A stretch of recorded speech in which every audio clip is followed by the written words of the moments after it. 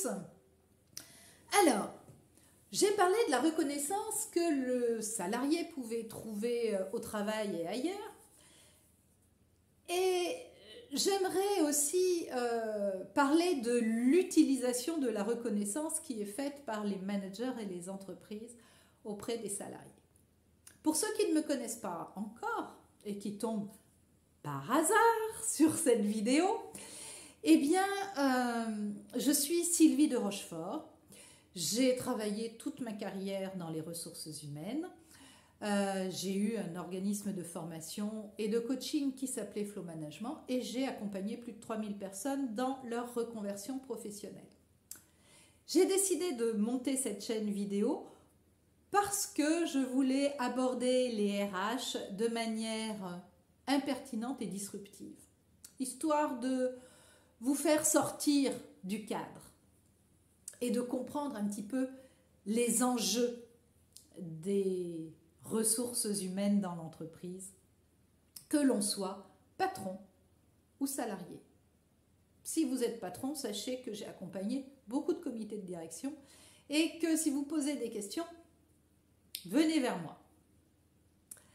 Alors, revenons-en au management par la reconnaissance. Ça a été un thème que j'ai abordé à moult reprises pour la mutualité sociale agricole. J'avais d'ailleurs une formation qui s'appelait Motivation et reconnaissance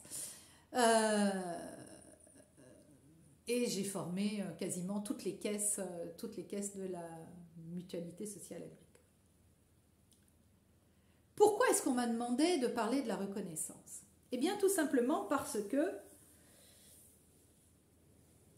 à la MSA, les budgets étaient de plus en plus restreints et les augmentations de moins en moins courantes et de moins en moins importantes. Alors, ils m'ont dit, Sylvie, il faut que vous aidiez les managers à apprendre aux salariés comment se passer d'une augmentation. Et le meilleur outil pour ça, c'est la reconnaissance. Car souvent, derrière une démission ou derrière une demande d'augmentation, il y a un manque de reconnaissance ressenti par le salarié. Alors, bien évidemment, comme je faisais partie du système, j'ai appris aux managers à reconnaître leurs salariés. Mais sachez qu'il y a quand même un bémol. Parce que quand le manager reconnaît ses collaborateurs d'une manière sincère, ça peut marcher. Jusqu'à un moment où les problèmes financiers du salarié sont tels qu'il a réellement et un besoin vital d'une augmentation. Et à ce moment-là, on peut reconnaître qui on veut, ça ne marche plus. D'où l'importance de partager équitablement les revenus de l'entreprise et les bénéfices de l'entreprise. Si on veut que l'entreprise ait un bon climat social. Donc la reconnaissance dans le management. Comment reconnaître de manière positive et efficace ses collaborateurs? Je vais vous donner quelques trucs. Et si vous voulez en savoir plus, bien évidemment, contactez-moi. Sachez que chaque personne n'a pas le même besoin de reconnaissance en fonction de sa personnalité. Lors d'une précédente vidéo, je vous parlais de cette jeune femme à qui on a proposé le poste de chef de projet parce qu'elle voulait être responsable. Très beau type de reconnaissance adapté.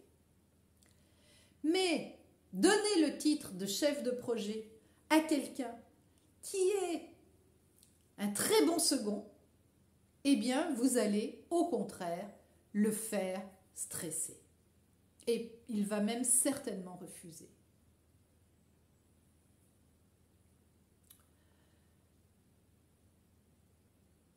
Si vous voulez reconnaître quelqu'un qui est sensible aux conditions de travail, eh bien, cette personne, si elle vous dit, écoute, là, ça fait 2 mois que ma chaise à roulettes ne fonctionne plus, j'ai une roulette en moins, si vous lui donnez très rapidement un siège avec des roulettes qui fonctionnent, la reconnaissance va être positive. Par contre, si vous lui dites, vous pouvez vous en passer, eh bien là, vous êtes en train de le démotiver. Un autre exemple? Eh bien, si vous avez quelqu'un qui a un goût profond de la liberté, donnez-lui de l'autonomie. Et ne l'assommez pas avec des reportings à la con. Je vais m'arrêter là pour la reconnaissance. Et vous avez mes coordonnées. N'oubliez pas de vous abonner et de liker cette vidéo et de me contacter si vous voulez en savoir plus sur la reconnaissance positive et efficace en tant qu'outil managérial. À très bientôt.